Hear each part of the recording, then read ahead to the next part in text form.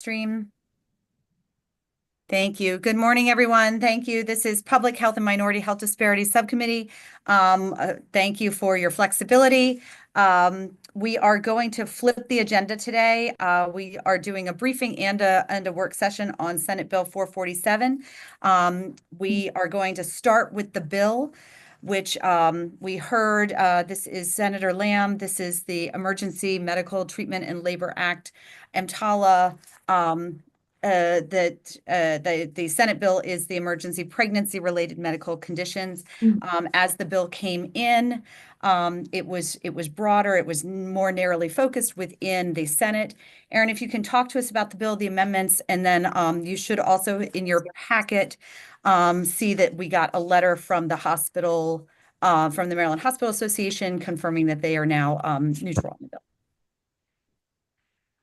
So I'll be going through the bill as it passed the Senate. There was a House hearing on the bill. No amendments have been offered on the bill as it passed the Senate. So I'm going off. Thank you. Yes. Third reader version of the Senate bill, which is available online if you want to follow along. The bill defines emergency pregnancy related medical condition as a medical condition that presents in a pregnant patient through acute symptoms of sufficient severity and for which the absence of immediate medical attention could be reasonably expected to result in placing the health of the patient in serious jeopardy, serious impairment to bodily functions, or serious dysfunction of any bodily organ or body part. The bill also defines stabilize as for an emergency pregnancy-related medical condition to provide the medical treatment necessary to alleviate the condition or ensure within reasonable medical probability that no material deterioration of the condition is likely to result from or occur during the transfer of the patient from the facility. The bill provides that it only applies to hospitals with emergency departments. And then the bill requires that if a hospital determines that a patient has an emergency pregnancy-related medical condition, the hospital shall, using the staff and facilities available to the hospital, provide further examination and the treatment required to stabilize the emergency pregnancy-related medical condition, including the termination of a pregnancy when the termination is medically necessary to stabilize the patient or transfer the patient to another medical facility. The bill also requires a hospital to allow the termination of a pregnancy at the hospital if the patient's treating healthcare practitioner determines termination is medically necessary to stabilize the patient.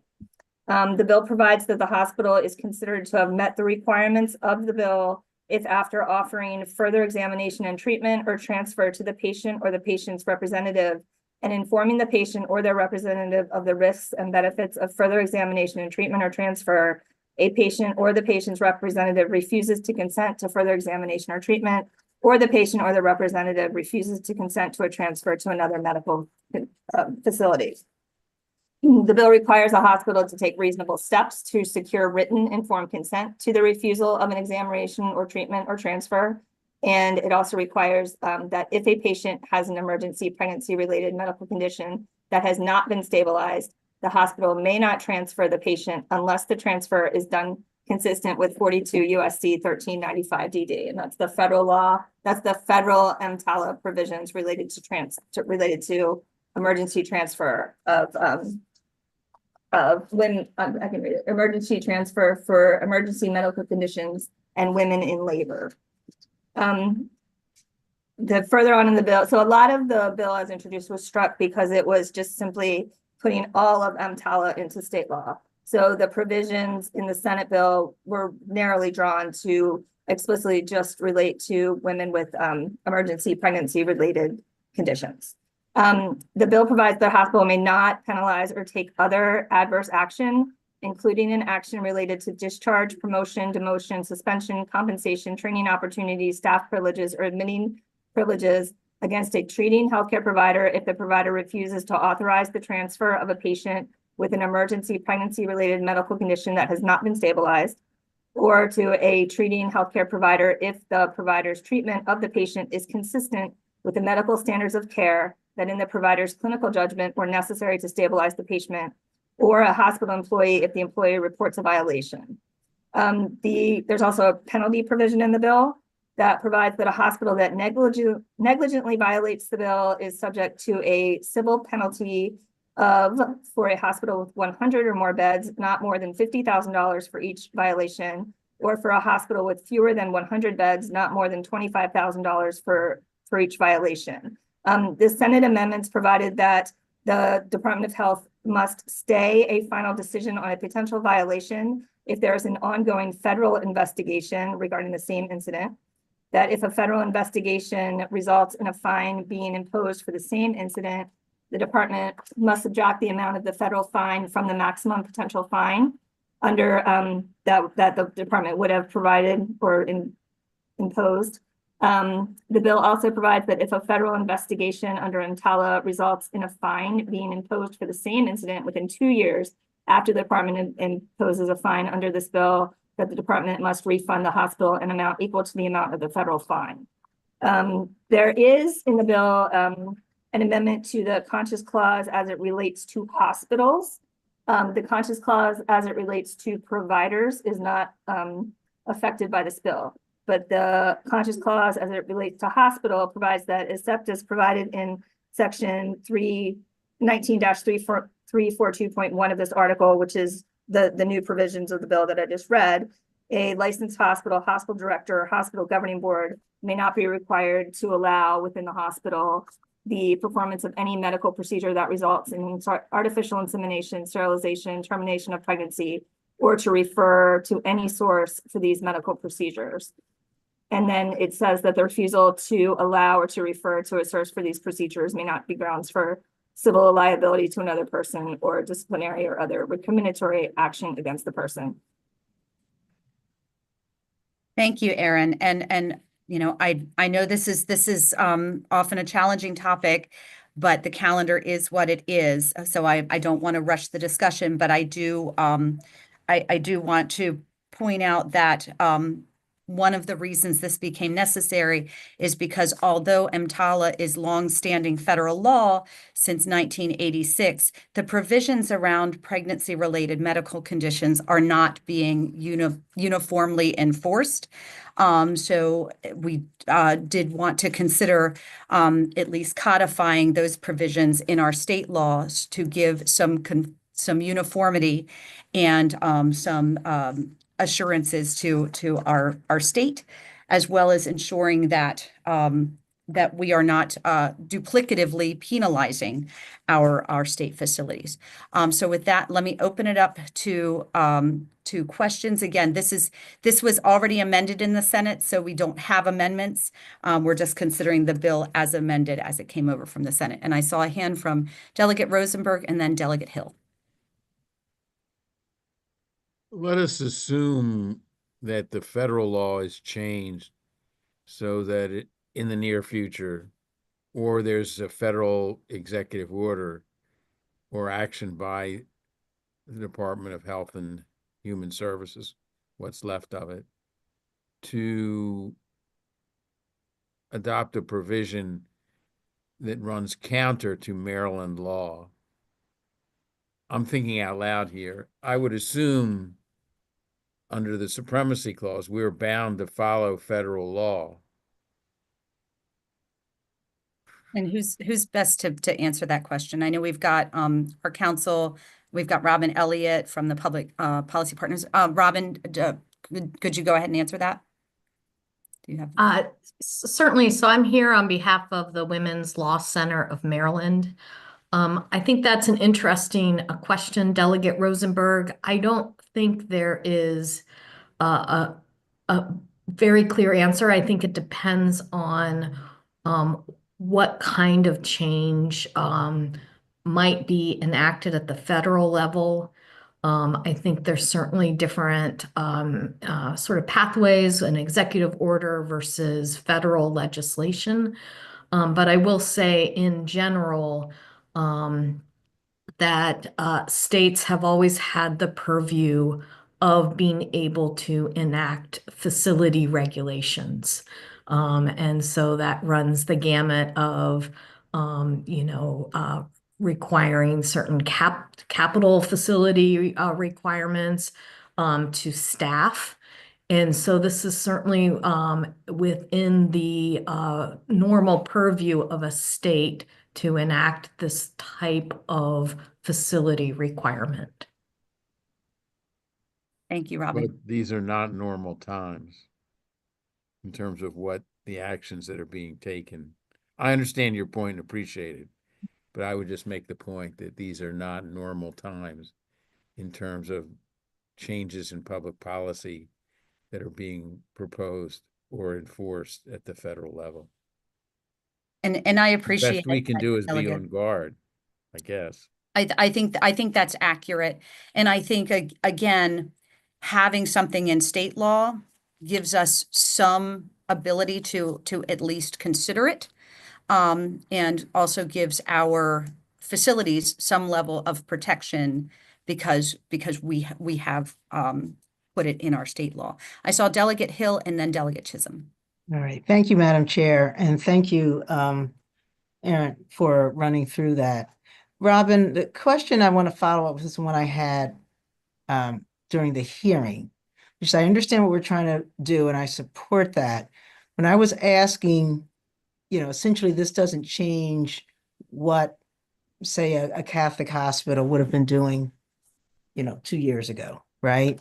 So my question is, does it make a difference if we explicitly state, including the providing of an abortion, or if we just say, that you have to do everything you can, and we don't explicitly state it? So if they've been, publicly stating we don't do them, but under emergency circumstances they were doing it, do we put them in a different position by actually stating you have to perform abortions? Does that change even their willingness to take this to court?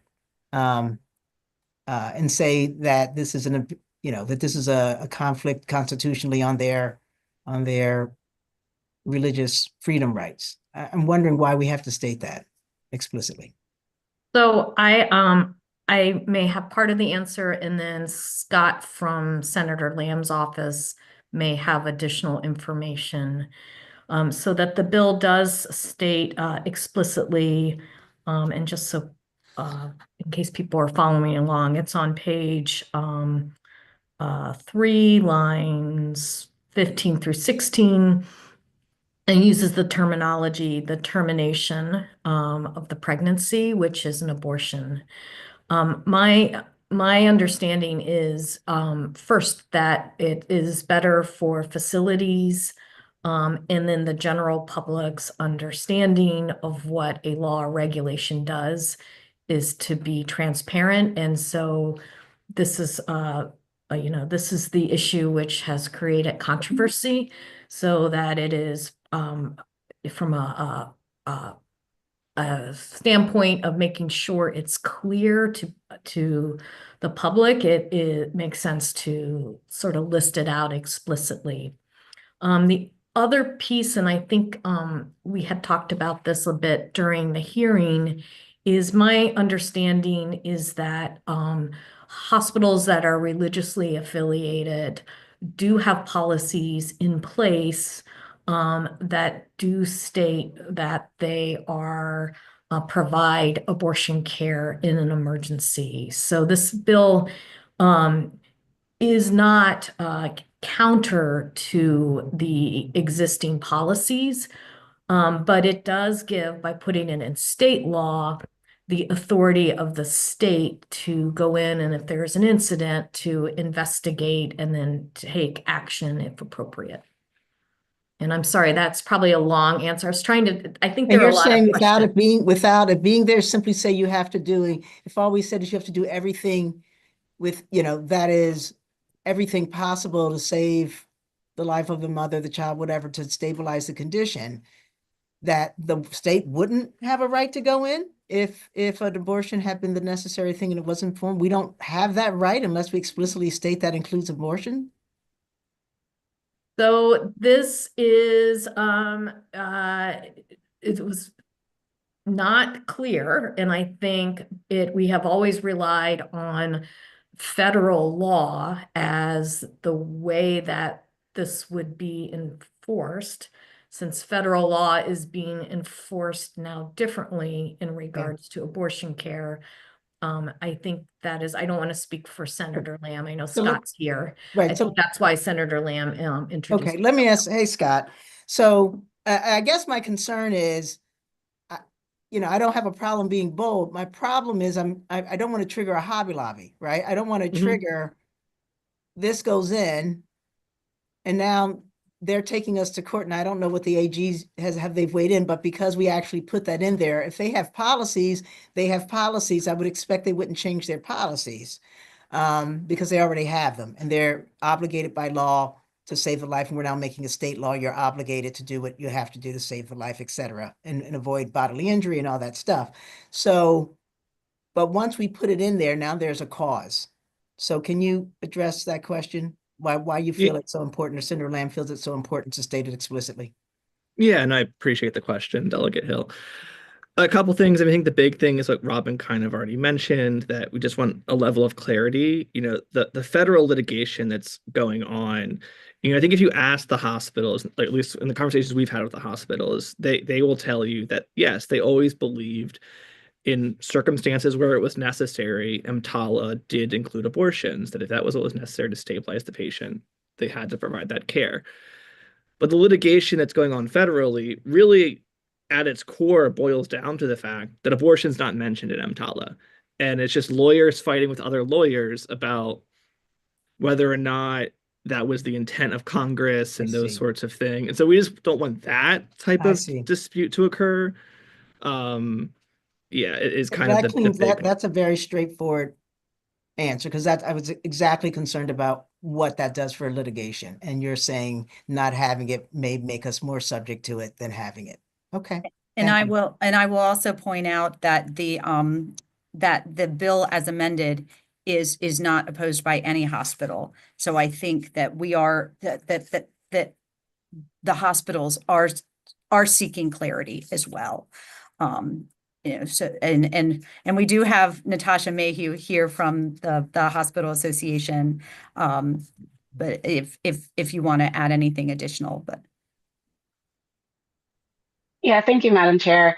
We worked very closely with Senator Lamb on amendments that would bring the Hospital Association to neutral on this bill. And so we are okay with the bill as it was amended. Did you have a follow-up, Delegate Hill? I do not. I'm good. All right. Thank you so much. Let me go to Delegate Chisholm and then Delegate Alston. Thank you, Madam Chair. And I mean, EMTALA is pretty straightforward, and it obviously the answers that even Robin gave said that they are already doing abortions if they have to in an emergency situation. I guess the only reason I raised my hand, when we start talking about normal times, who is defining normal times to the good delegate? I understand, but the idea that this is normal to some and not to others, we're trying to put a law into effect in case something changes. Nothing has changed. I understand you want clarity. Clarity is in EMTALA. It's there. It's already there. I will point out, Delegate Chisholm, that one of the reasons that we are trying to seek that clarity in state law is because that provision of EMTALA is not currently being enforced. And there was there was you're going to bring up Texas, which was, there's different interpretations and readings of Texas, but it hasn't happened in Maryland, is my point. And we're saying we're doing this to avoid litigation. My concern is we're going to bring on even more litigation. Well, and I don't know if Scott wants to speak to this, but there was actually a case in Maryland where there was not clarity in the enforcement, which was also the impetus of this bill. And I don't know, Scott, if you wanted to speak to that. I'm happy to, Delegate. Yeah, so there was a case at St. Agnes where a patient, per the reporting, obviously I don't have access to any medical records, per the reporting, a patient presented what is called PPROM, which is when the uterine membranes rupture during pregnancy, and ultimately the fetus did die.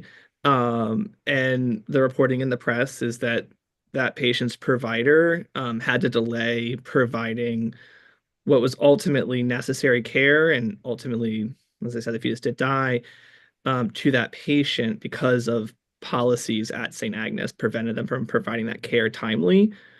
I don't know if there was an EMTALA complaint in that case or not, or if maybe it was just dealt with internally. I don't really know. But the point still kind of stands that there is a lack of clarity for some of these providers. Additionally, the chair of our committee in finance, she reported having a conversation with some hospital administrators about kind of lack of clarity of when providers in the ER are allowed to perform abortion care based on their own judgment versus having to call like ethics committees or things like that. So I think there is still a little bit of lack of clarity. And then also, as Chair Bagnall had mentioned, there is this ongoing litigation in other states around these issues as well. Well, I don't know about that example, but I'll look it up, or if Senator Lamb's office can send it over so I can take a look at it. I'd appreciate it. And, I'll shoot you the news story. and Delegate, it is also listed on the U.S. Department of Health and Human Services Office of Inspector General, that case. Okay, I'll take a look at it. Because the hospital was subsequently fined. And the fine is I won't speak to, I won't Can we put a contextualize my reaction to it. You want to put a definition of normal times on the bottom of the bill? Well, I'm and kidding. again, I have not characterized it as normal times, but we are seeing that the Trump administration has said that they're not enforcing consistently the pregnancy provisions of EMTALA. So I think the state needs to make a determination, and we as a subcommittee and as a committee and as a body need to make a determination as to whether or not we believe it is warranted for the state to at least clarify for our own facilities. Understood. Delegate Thank you. Alston. Thank you, Madam Chair. I wanted to follow up. I believe Delegate Hill previously asked about an AG letter, and I'm just wondering if the Senator's office has sought an AG opinion about the necessity of this bill, and what, if any, exposure we as a state may have in this area if we introduce the bill as it's if we pass the bill as it's currently written. Scott, are you able to speak to that? We have not asked for an AG's letter. If the subcommittee would like us to, we're happy to do so. It never came up in the Senate whether there was any legal issues. Robin may have other things to add, but we don't have a letter, as we said right now. And I was going to say, can we also hear from the Women's Law Center, and then we can also make that request. So Delegate Alston, so the AG's office, not from a litigation standpoint, from policy standpoint, I believe, weighed in support of the bill. But I will say that sort of looking out at the whole landscape, there are a number of states that are in the process or considering adopting a similar legislation. It is something that the Women's Law Center of Maryland, we sought counsel from some of our national partners who litigate in this case and got their review of the legislation. And the general feedback is that if you're in a state that wants to make sure the state has the authority to enforce that abortion care is considered emergency care and should be provided in these circumstances, that from a policy standpoint, that is something that is makes sense to do. I think the question that you've raised about, are we going to set up ourselves for litigation? I think in fact, what is perhaps helpful about this bill is that if enacted, it makes very clear what the state policy is. If the General Assembly did not enact this bill and there was an incident and the Department of Health went in and tried to, under a licensure law, enact some kind of penalty, I think there's a lack of clarity around whether or not they are able to do that. So this bill actually might reduce the chance of litigation. I'd like to move the bill. I'd actually like to get that AG letter. Scott said he was willing to get, their office would get it. And I think the subcommittee chair also said the same thing. So let me do this. I want to do a couple things. One, because we were supposed to have a briefing today. I'm going to go ahead and postpone the briefing so that we can give adequate time to both this bill and our briefing on xylazine. And also because I know that that we have members from the health department and also Delegate Pippi, our minority whip, who is here for the briefing. So we will be in contact with you as to when we're going to reschedule the briefing for tomorrow. But I also want to say this, that we can move this bill, but hold it from the vote session until we get the AG's letter to make sure that we're continuing to move this forward, looking at the calendar and recognizing that we are subject to the calendar and that Senate bills can be amended on both second and third reader. So we will very likely have a robust debate whenever this bill moves. So we do have a motion on the bill. Do we have a second?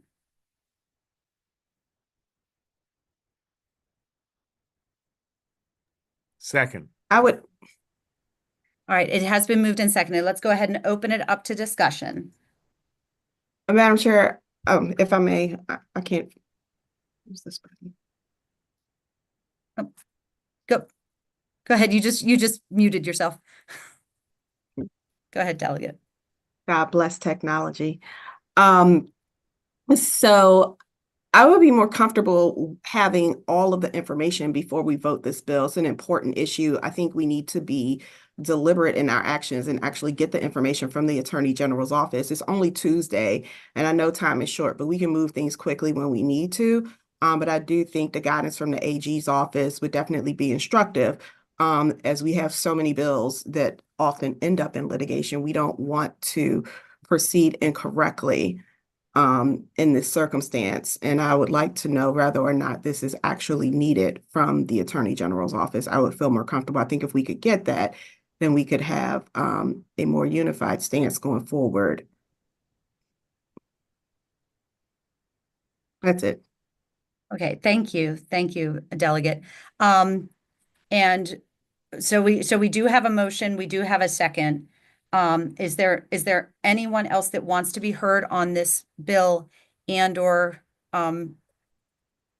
do we still want to move forward with the motion? Delegate Martinez. Thank you, Madam Chair. Listening to the discussion, I do share some of the same concerns that Delegate Austin brought up. I would feel more comfortable just moving forward with the guidance of our legal counsel, who is the AG. So I just want to make sure that we just are measuring twice and cutting once, like we always do here on this committee. Thank you. So we are having discussion. I see Delegate Hutchinson, you have unmuted. Thank you, Matt. I just concur with Delegate Austin, Delegate Martinez too. Thank you. So we do have a motion. Would the maker of the motion like to withdraw the motion, and we can table this discussion and seek an opinion from the Attorney General, or would you like to press the motion? I would prefer to, out of respect for my colleagues, I'm okay withdrawing if that's what you would like, Madam Chair. I prefer to press it and then, see what we have when we get to committee and do the voting committee based on, hold it at committee if we don't have the letter by then. That would be my preference, but I will defer to you as chair. And if you would like me to withdraw, I will. If you don't care, then I'll press. Thank you. Thank you, Delegate Hill. And I am going to go by the will of the committee. I do feel like there are some outstanding questions that we can get answered. And I do want to make sure that we're giving the time that's needed. So if you would I will be willing to. withdraw my motion. All right, thank you so much. So we're going to withdraw the motion. We are going to postpone the briefing, but just check your email because we're going to reconvene subcommittee, and it's not going to be at our normal time, obviously. But I think it's really it's important that we get these questions answered. I do also think that this is a very important bill to make sure that our facilities have clarity, regardless of whether or not the full EMTALA law is being enforced. So with that, we are I'm going to go ahead and adjourn. We don't have a lot of time, so thank you all for being flexible and being patient. And I will see you in committee in just a few minutes for our bill hearings. With that, we are